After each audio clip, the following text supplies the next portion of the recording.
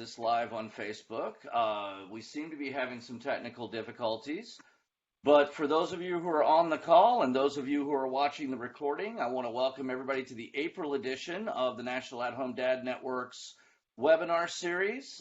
This month we have Matt Schneider, Greg Clapp, and Kyle Denny here to talk to us about the City Dads Group and, more importantly, the importance of dad groups, especially among the stay-at-home dad community, and you know, how much of a difference they can make in our lives.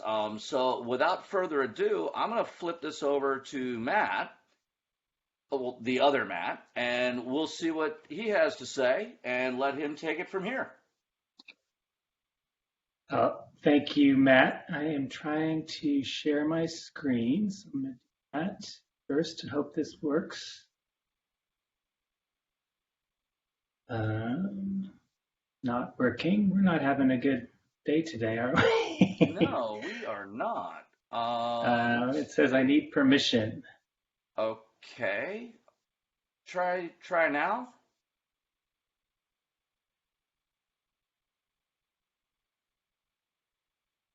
Need to turn on screen recording.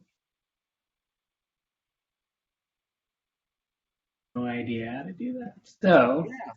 I know that no one's ever had a problem sharing screen. There it is. This is me. Oh, okay. Perfect. If you want, I can kind of flip through it if you want, Matt, or... Let's do that. Let's do that. Let me, first of all, do you want to put it on? Yeah, perfect. First of all, Matt, thank you for having us on. City Dads Group and the National At-Home Dad Network have long been partners. I've been at-home dad. It'll be 17 years this July, and I've been a member of the National At-Home Dad Network for almost that whole time. Lance was first to find you guys. I think it was about 13, 14 years ago. We came to he went to the first convention in Omaha, and then I came to the one after that, and have been to many of them ever since. We started NYC Dads Group early in 2008, which we'll talk about, and City Dads Group a little bit later, but really, again, appreciate the opportunity. You want to go to the next slide, Greg? Show our beautiful pictures. There we are. Again, my name is Matt Schneider. I have two boys that are now 17 and 13. I've been at home with them the whole time. I was a teacher before the kids were born, thought I would go back to teaching after a year, and nearly 17 years later, I am still home. And I live in New York City and help to run NYC Dads Group. Greg, do you want to go next? Sure. My name is Greg Clapp. As Matt said, I have one almost 4-year-old boy who you see there in the picture. Before becoming an at-home dad and starting the Milwaukee Dads Group, I worked in television. I was an editor for a local news station. And when it came time to go back to work after my wife's paternity leave was over, we started looking at childcare options, and we just didn't like what we were finding because my wife traveled a lot and I worked overnight, and then I became a full-time dad, and it's great. I'm Kyle Denny, and I run Denver Dads Group. My first kid came about in 2015. I was working at a call center at the time, and I did a lot of work like that, and I'd been at this place for about 4 years and really wasn't liking it. That first year of my kid's life, she was watched by my sister-in-law, and things, childcare was okay, but things started to fall apart, and we had to scramble to find something. So my wife just kind of threw it out to me, like, would you want to stay home with Hadley? And I said, sure. So I did, and that was August of 16, and I've been home since. I now have a son as well, who is 4, so 7 and 4. and I came about Denver Dads shortly after having Hadley, and then I became on the leadership team in 2017, and you've been loving it ever since. All right, great. You want to move to the next slide? Like I said, we started NYC Dads Group in 2008. We have nearly 2,700 members now across the New York City area. And as you can imagine, for New York City, COVID was hard, as it has been around the country. And we are just really now getting back into meeting up in person. We have a very great relationship with some Broadway show producers and their PR agencies. So we got to go see Little Prince. We got 35 dads and their kids out to see the Little Prince a couple weeks ago. We have a dad's night out tonight. So getting back to it after COVID. And really our challenge now is reconnecting with members and getting back to what we do, which is getting guys together in real life. So reconnecting with members and event organizers around the city so we can really get meetups going again. And springtime and summer are some of our most fun meetups, so we're looking forward to it. So Denver was, the group was originally started in 2009. I took on leadership, came on leadership in 17. We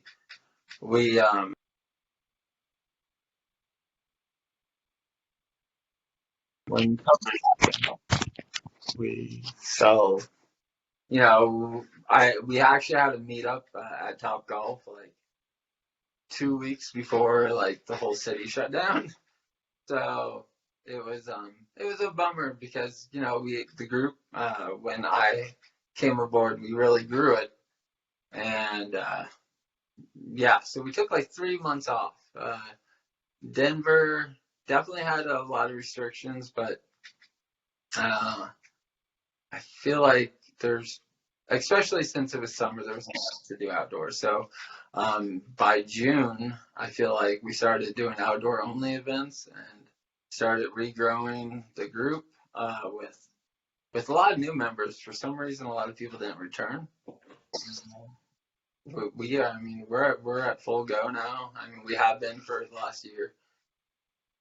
And then, sorry, I'm trying to read that. And then The challenge.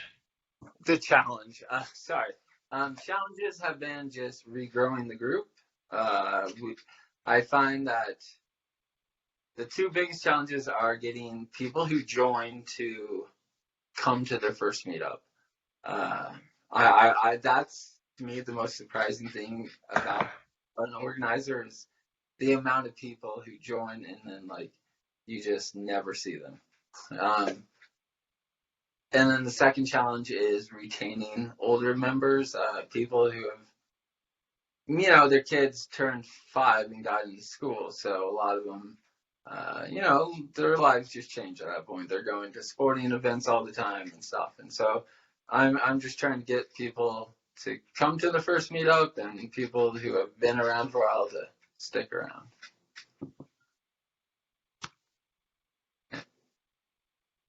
Again, my name's Greg. I started the Milwaukee Dads Group in November of 2019. So pretty much kind of right before things started shutting down in March 2020.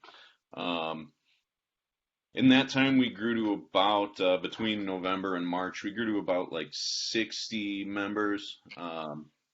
And a few were pretty active. We had some decent success. A lot of times where I'd show up and be the only dad there, but then I get a trip to the park with my kid. Nothing wrong with that. Our current status now is we have about 100 members all across southeastern Wisconsin. And we started easing back into in-person meetups in August of 2021 after doing a bunch of Zoom stuff. We took advantage of the technology that was available and played cards online. Had dad's night outs virtually, which was fun. Was grateful to be able to do that. But nothing quite like getting back in. The picture that you see there is actually the first meetup we had in August. Milwaukee has a pretty vibrant beer garden scene, so we did a dad's night out at one of the beer gardens, so we could be outside and enjoy the nice lakefront.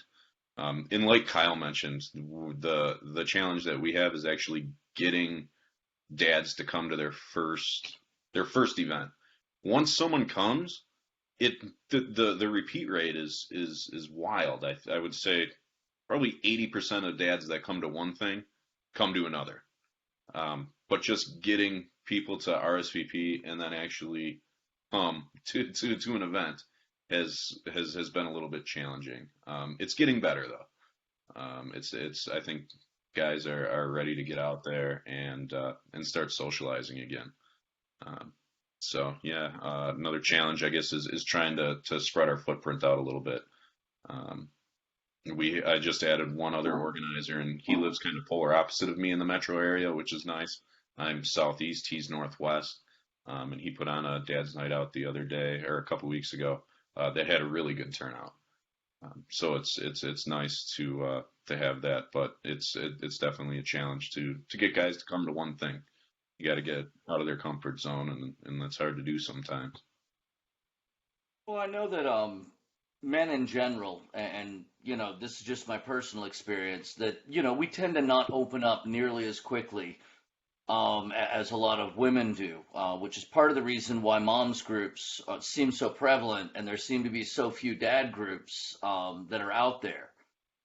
I kind of did I discovered the City Dads group through the National At Home Dad Network myself, but I had spent the first 2 years of my daughter's life completely isolated at home with no idea that there were dad groups anywhere. It never even occurred to me to look for one. Yep, same with me. I went to Home Dad Con was it 2018 in Minneapolis?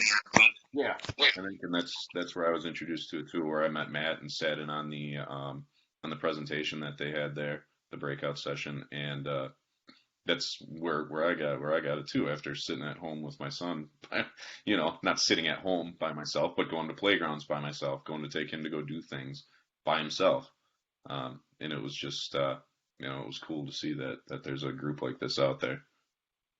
Yeah. That's really why we started back in 2008. Lance and I were teachers together at PS 86 in the Bronx, and I had been home for 3 years. And the way that Lance tells the story, he followed in my footsteps to stay home when his son was born, the same time my second was born. And he asked me, "What have you been doing in New York City for the last 3 years as an at-home dad?" Everything is mommy and me playgroups and mommy and me music class, art class, gym class. And I, of course, said I've been hanging out with a lot of moms and a lot of nannies and hadn't thought that much about it. And really Lance that said, well, we're going to be hanging out anyway. Let's see if we can find some other dads. And we thought they would be at-home dads that were ready to meet us on a Wednesday at 10 a.m. in Central Park. And certainly those were a lot of the early dads. But we found a lot of other dads that also want community. It's not just at-home dads that want to connect and have their kids connect. So we really opened up the groups to all types of dads. And we'll talk about a little bit later in the presentation, but it's not just at-home dads. At-home dads are the core of many of our groups, and many of them are run by members of the At-Home Dad Network, but all dads out there need this kind of connection and support. So Danny Mercer asked the question of, in your groups, do you typically do things more as like dad with the kids along, or do you do more things without the kids that are, kind of getting out and being around other dads or other men, but not in dad mode, so to speak?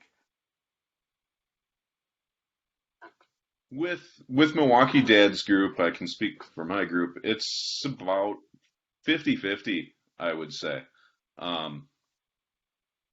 we have a recurring event, Dad's Coffee Break, where kids are welcome to come with their dad, but we've only had one kid show up, and we've had, I think, 4 of those so far.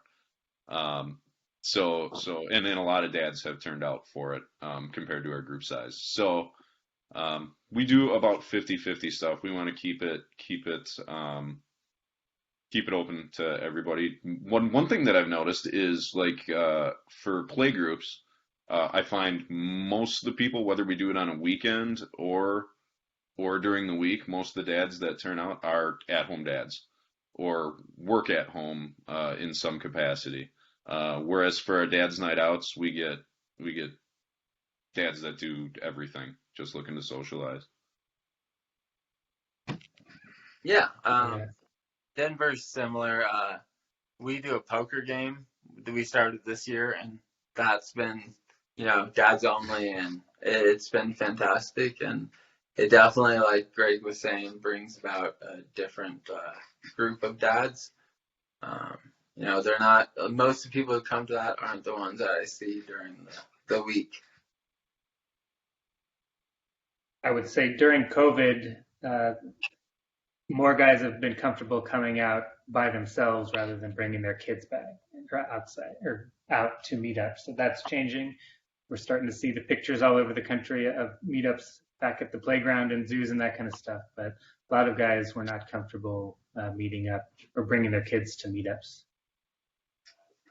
Greg, do you want to move on to the next slide?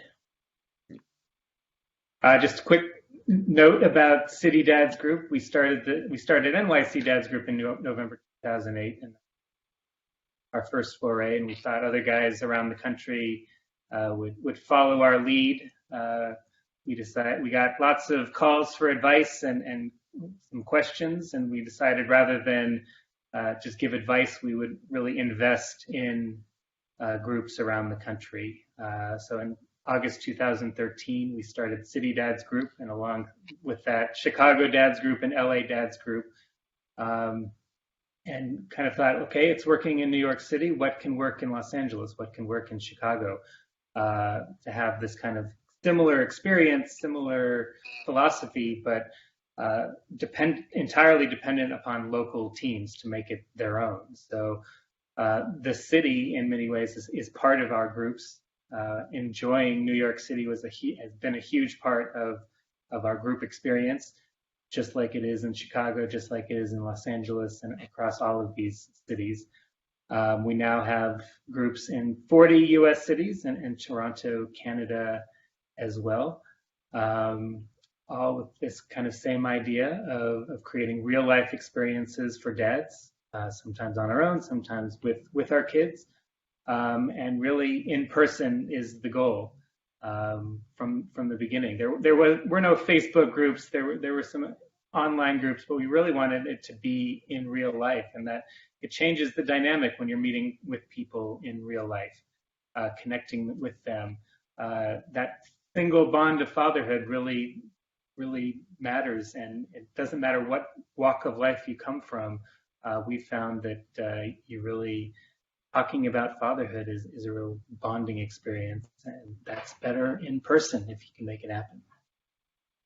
I'm going to go ahead and go to the next slide. We have some recommendations if you're thinking about starting a dad's group. These are just the things that have worked for us over the years, and certainly there's more than one way to build a group. And of course, as we're going through this, please chime in the chat with questions, and certainly anytime anybody wants to follow up with us afterward, you know where to find us. Go ahead, Greg. Sure. So what's worked well for Milwaukee's group is the Dad's Night Outs, as far as piquing people's interest. It's fun, It's a more relaxed environment than bringing your kid necessarily to a playground or something like that. We'd still do those quite a bit, but we find a lot of first timers come to Dad's Night Out. I think when I added it up, it was about 70% of our active members came to a Dad's Night Out for their very first thing, and that's when they started then coming to other other types of meetups, the zoo, museums, stuff like that, libraries. So that was big, was Dad's Night Out, because we keep it pretty casual. We try to keep it fun. Breweries, we just did an axe throwing thing. We did adult tubing this last winter, and it's less pressure, and you're going into situations where people are social generally, so it's a good ice breaking kind of event for us. So Dad's Night Outs were huge. Also, we started doing some recurring events so that people knew when they were going to be. The last Saturday of every month, we started doing Dad's Coffee Break. Just picking a different local coffee shop to meet at, and again, trying to cast a big net is important as well. And when I say cast a big net, is go northeast, northwest, southeast, southwest. Try to get into the suburbs a little bit, and not just go from one spot. And that's easier to do when you're doing something like a coffee break or something, because you're not worrying about Dad's Night Out with people getting to and from home. And we also do that with the zoo. I think it's the second Tuesday second Wednesday of each month, we do a zoo trip. Again, it's another thing that someone can put on the calendar and know, hey, next month I need to make sure I have whatever cards in a row, ducks in a row, to be able to go attend this. And it just kind of makes things easier, I think, for people that want to check us out. So those are some things that have been working pretty well with the dads group here. Now, how do you get the word out about these events? I mean, because that's one of the things that I see a lot of is, on occasion, now we don't have a city dads group in my area, but we do have a stay-at-home dads group. And one of the problems that we run into is even when we throw something out there, it tends to go out to the same people all the time. Sure. It's really hard to get these events in front of a new audience. And what do you guys do to get that out there? So some things I've tried recently, or I guess over the years, I go to like the library and I just post on the board where you walk in that has garage sales and things. I had started doing that. I have used a couple times with events that were going to be in my area, like close to home. I put on next door. And so there's a lot of different social medias you can do now, and then of course you have, I guess I'm thinking outside of like just sending an email blast to your actual city group. What do you do, Greg? Here, lately, what's actually worked out really well for us was partnering with a couple of the local mom groups. They have so many more followers on Instagram and stuff than we do. That for whatever reason, it's something that moms like. And over, I don't know, the last 2 months, we've gotten probably 40 dads that have asked to join our group, because their wife found out about it on their mom group's Instagram page. So using hashtags on social media correctly, like Milwaukee parents, hashtag MKE, hashtag playgroup, stuff like that, has been huge for us growing new members after taking the COVID break for a little while there. I think our membership, like I said, has almost doubled since we started working with a few of the mom groups. Nice. Other stuff, I always carry cards with me, and if I'm like in a coffee shop or something and there's one of the cardboards there, like Kyle mentioned, I always pin my card up there. And just talking about it at playgrounds, word of mouth with people, encouraging my members to talk about it if they have friends or just run into another dad at the playground, and just saying, hey, if you're looking for a bigger group of guys to hang out with, check out Milwaukee Dads Group. And word of mouth and social media is huge. I think that has been an important piece of the puzzle from the beginning, was making sure that we're not just creating kind of an inside community. We're part of the bigger parenting community across our city. So back in 2008, it wasn't social media, but we had a blog where we were posting pictures of what we were doing and showing the world what it looked like to be a group of dads hanging out at the park or at the zoo or at the museum.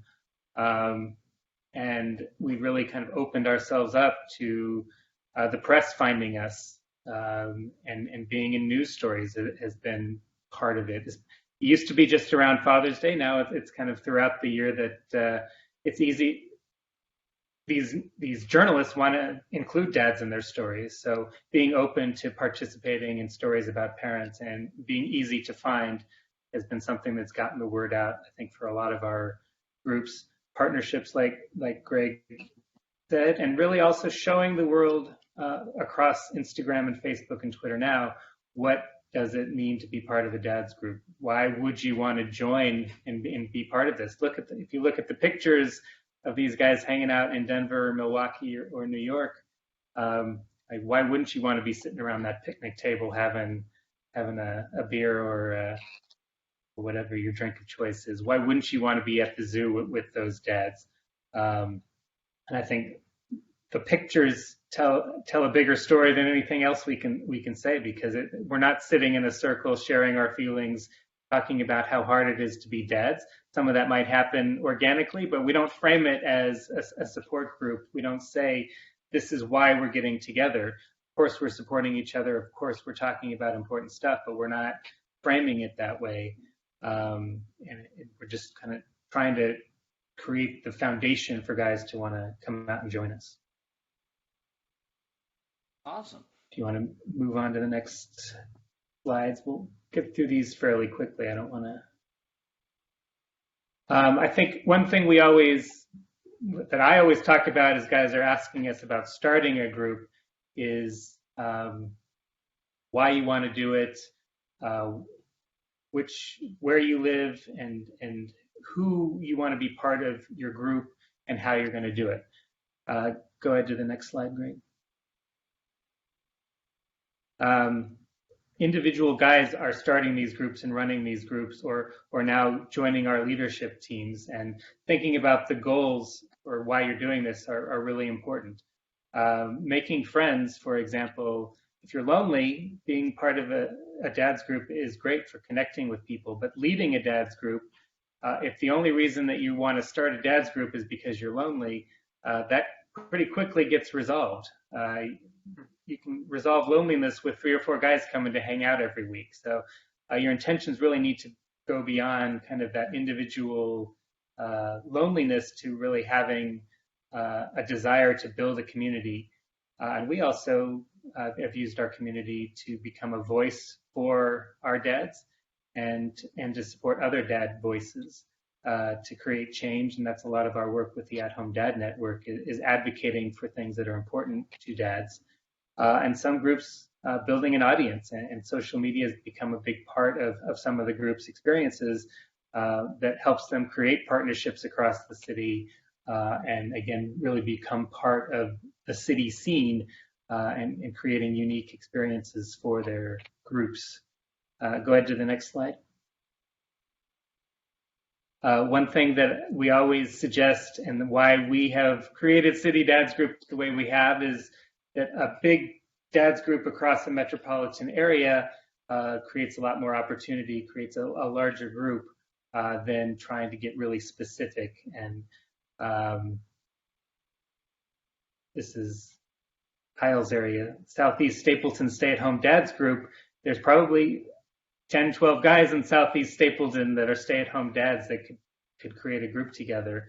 But we want, rather than start a separate group, we want them to become part of Denver Dads Group, have their meetups in the Southeast Stapleton area, but be part of this larger group.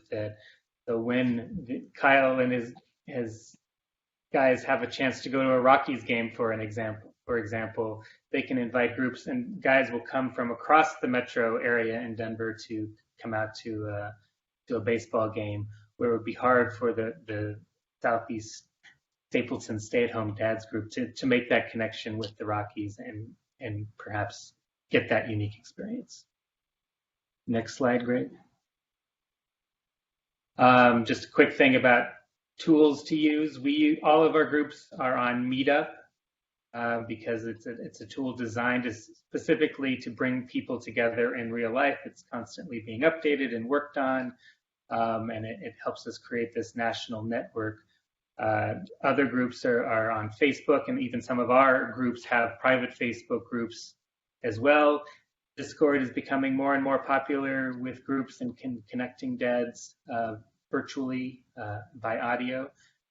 And again, if you're just looking to make a few friends, I would really consider whether you want to start a group from scratch rather than going out to your neighborhood and asking dads if they want to hang out, or asking your neighbors if they want to hang out. Starting a group is hard, and managing it over time and maintaining it over time is hard work and takes a real passion to build community. Next slide. This is the conversation that I have with all the guys that are starting groups. Really, expectations are everything. And sometimes guys come into this thinking, okay, I've started a dad's group. I'm going to have 10, 12 guys come to the first meetup. And we know with 41 cities that never happens. It takes a long time to build a group. And it literally is one by one. And you have to have the right expectations in this. And it's great to have high expectations and to work hard, but we tell the guys, create initial meetups that are good for you, that work for your family, are in a place that you like. So a playground meetup with your kid at your local playground. If some other guys show up, great. If not, then you're hanging out with your kid at the playground for a couple hours in the afternoon. It's not the end of the world. If you put a ton of work into it and you create a partnership with the local brewery and you promise 50 guys are going to show up and only a few guys show up, of course that's going to be disappointing. So again, it's about setting expectations for growth. We suggest having a couple meetups on our calendar at all times so the outside world can see what we're up to and what members can see what we're up to, and members can see what we're up to. And again, using all these resources that are out there now, Facebook groups, all these influencers that are out there, moms groups that are out there, and all the local zoos and children's museums should know about you. And once they know about you, they're excited to have dads come out. They have so many moms that are part of their world, but so when they find out about dads, they're excited and want us to come out too. Go ahead, Greg. Just to build on that last point too, Yeah. Matt, when you're doing your social media, make sure you tag the venues that you're going to in there, because then they'll start like sharing stuff and liking it as well, and then stuff will start showing up on their timelines as they liked it or shared it or whatever too. Yeah. That's big. I think we already kind of went through this, but really think every resource you can think of to kind of get the word out there can be used. And again, there's so many people in these cities in your community that are focused on families and kids. They should know about you. Go ahead. Really important thing here is asking members for help, and something we continue to learn. Groups tend to focus on the one or two people who are planning. So we're really encouraging now, guys, to think about how do you make the members feel like they're in this and need to contribute to planning meetups, to hosting meetups, and being part of the team that's building the group. This is a group that we're building together. We're not only relying on Greg or Kyle to tell us which playground to go to or to show up at the zoo. And I think it's going to be a really important part of our future is to get more and more guys invested in helping plan and contribute to our groups. Again, showing the world what we're up to is a big part of what we do and what we think is a big part of growth of the group and the opportunities that the group has. And again, being out in the world creates all sorts of different opportunities that you never know what to expect. Go ahead. We've covered this already. Social media is a big part of what we do.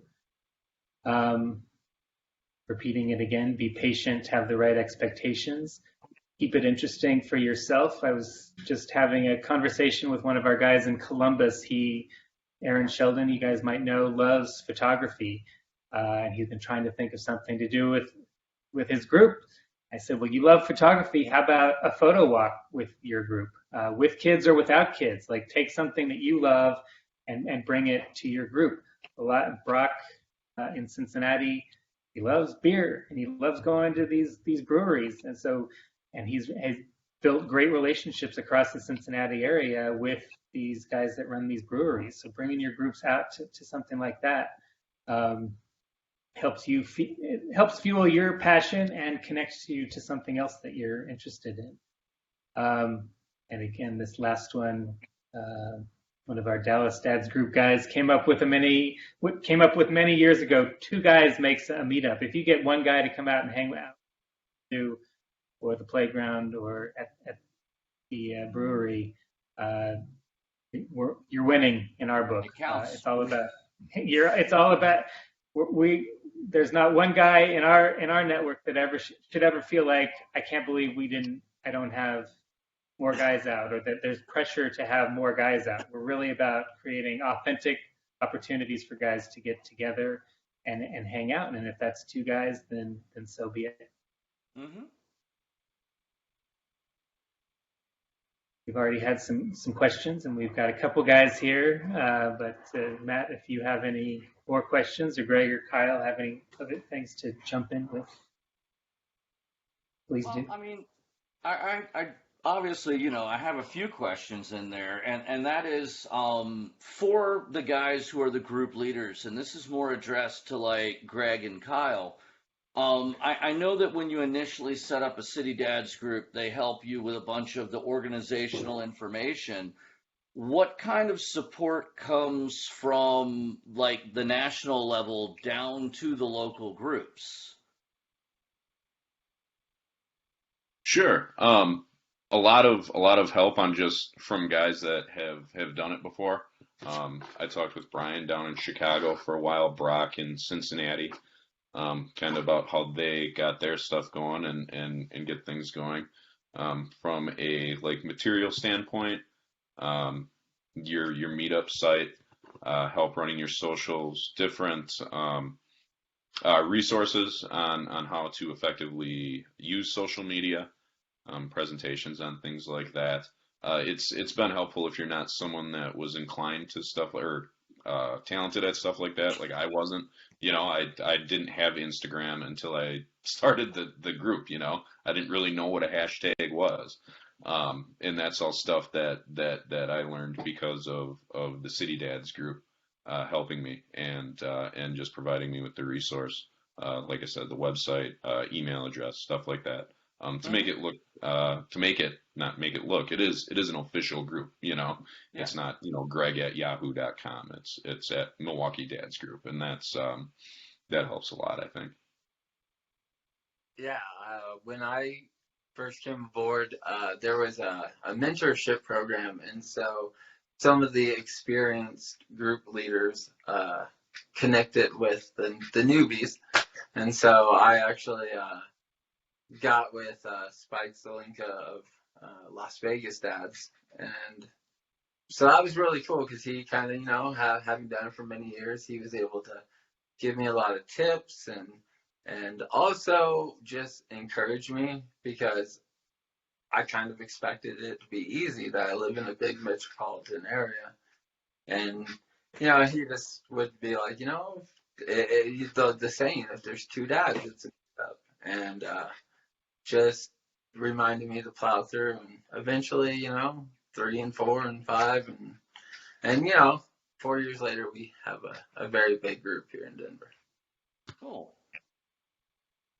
Now, I know that we have a few people in here with us live. I don't know if any of them have any questions. If you do, feel free to pop up and ask. You can either do it in the chat or feel free to unmute yourself and ask in person if you want.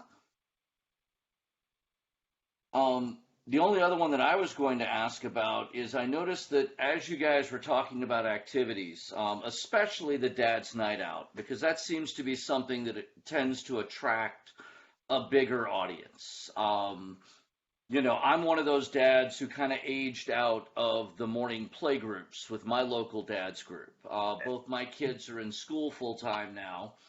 So, like, they go to the playgrounds with the littles, and it's not really something that offers a lot for me and my family. With the dad's nights out, how do you guys balance like doing things that are not just entertaining, but are also like affordable across the board? Because like Greg, you brought up doing axe throwing, and axe throwing is not inexpensive. Sure, we typically try to do things, vary it up. Like before axe throwing, the guys also got together for dinner, or just to have a couple of drinks at a local establishment. And there were guys that came to axe throwing that said, "I just want to come and hang out. I'm not going to throw axes." Or like I mentioned, where breweries are really big here. So it's sort of a situation where you can come hang out and spend as much or as little as you want, but still get to hang out with the group. There's normally a basketball game, baseball game, something on TV, throw darts, whatever. So we try to keep it to a point where anyone can afford it. Okay. Basically, if you want to come and drink water or get a soda, whatever, it doesn't matter. So we try to keep things affordable when we can. That makes sense. Yeah. I also try to like keep my eye on like the calendar, so I'll follow things like the news or some local downtown things, and businesses run specials, whether it's the first Friday of the month or they're opening up a new food vendor, and so I hit those up a lot because you can get some discounts that way and help keep costs down. Okay, because I mean, that is a concern for a lot of folks. The cost of things. Now I know with the National At Home Dad Network, with the advent of COVID, we did see a huge increase in interest and in overall like people joining our community, because suddenly there were a lot of dads who had never really stayed at home with their kids before that were at home with their kids all day for months at a time. And we're looking for that support line. Now, you had mentioned how COVID, because you guys focus primarily on in-person, that it kind of slowed things down for you guys. How is the jumpstart going now that more and more nationwide, the restrictions are lifting, we're moving into more of an endemic situation as opposed to a pandemic, and this has become the new normal?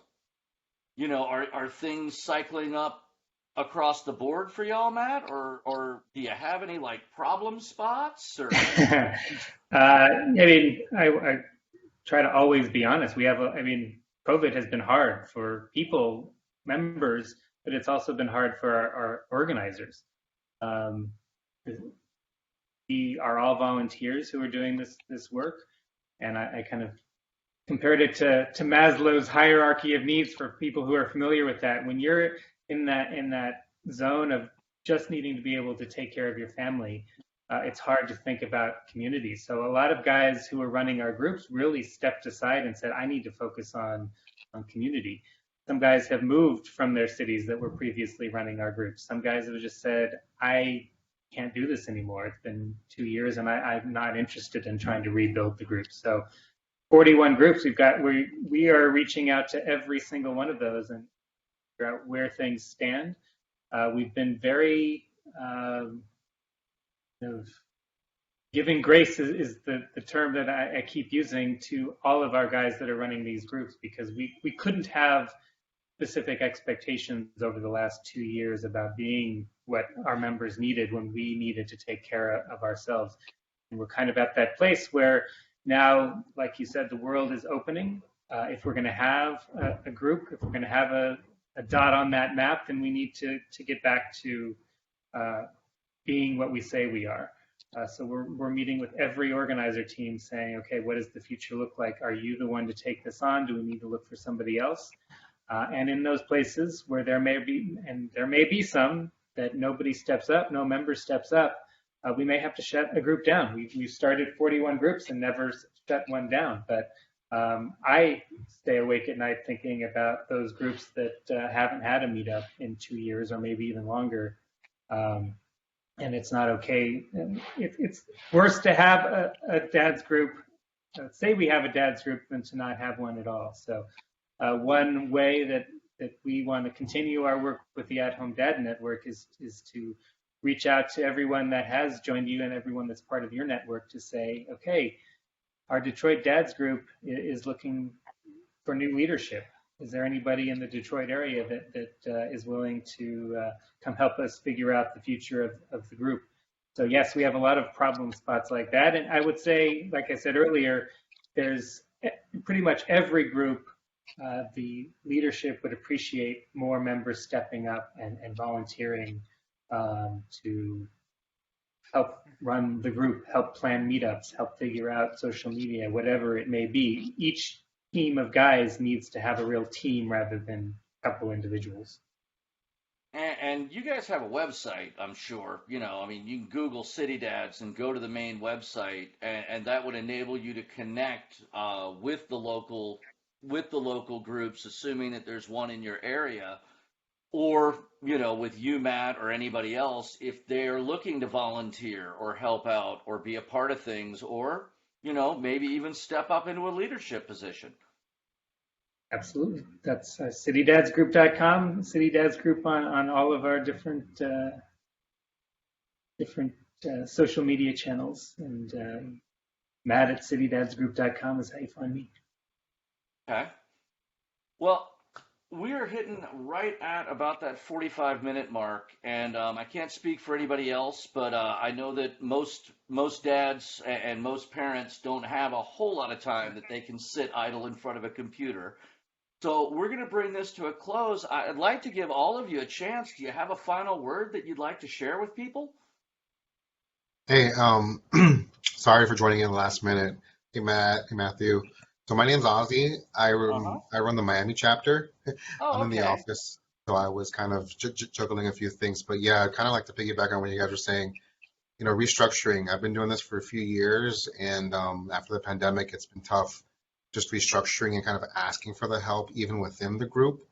So kind of like moving on to a different strategy, which is right now. I appreciated the call I had with the City Dads team about a month ago on how to re-strategize down here in Miami to get this going, because for me, I've been partnering with the school system. So getting my foot in the door with the school system and community side. But for me, this group, when I met with my firstborn, I have two boys, was a lifesaver. And it's been wonderful being part of it. I'm a working dad, so I'm not at home. But it's opened the doors and opened my mind and everything on so many different things. So I'm beyond grateful and, for everything, and look forward to connecting more in person as the months go by.